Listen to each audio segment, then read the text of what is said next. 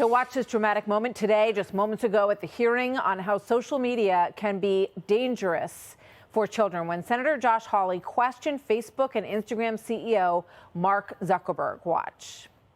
Let me ask you this. There's families of victims here today. Have you apologized to the victims?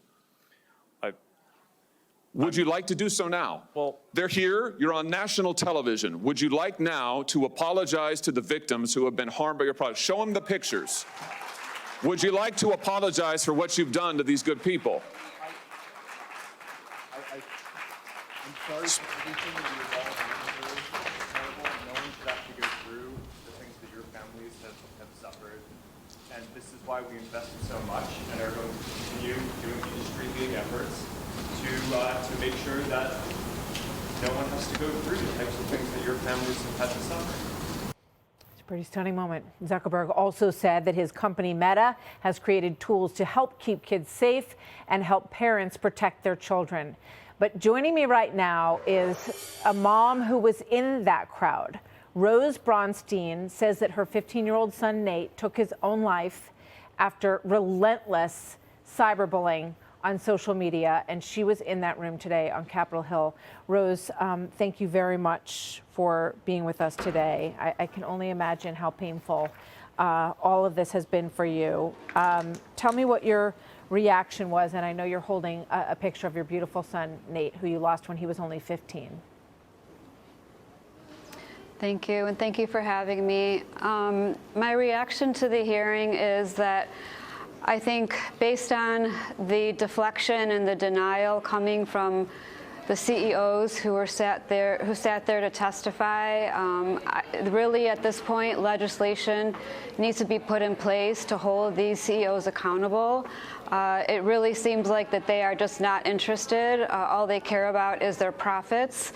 And Mark Zuckerberg's apology really didn't mean anything because at the same time, children are still being harmed and children are still dying. So whatever protections that these CEOs claim are putting in place are not working.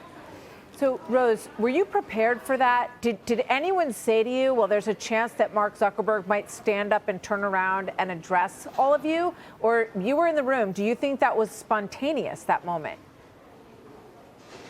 I believe it was spontaneous. And I wish all the CEOs would have been forced to stand up and to apologize to all the parents in that room. You know, I mean, obviously, it couldn't have been easy for him to do that, but it pales in comparison with what you and so many of these families have been through.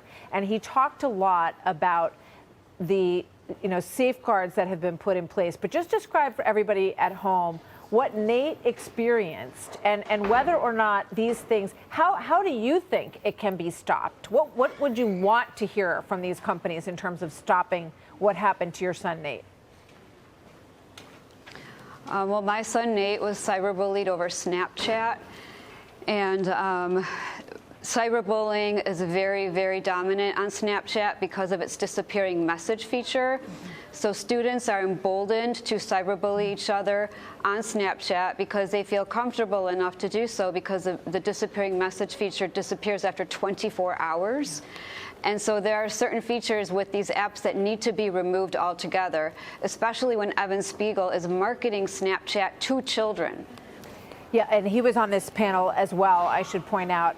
This is another moment from Mark Zuckerberg, and it reminded me, because I have memory of this when the tobacco executives were all lined up. We don't have time to play it, but they said, there's no connection between cancer or death and cigarettes. But here's what Mark Zuckerberg said today that reminded me of that. Watch this.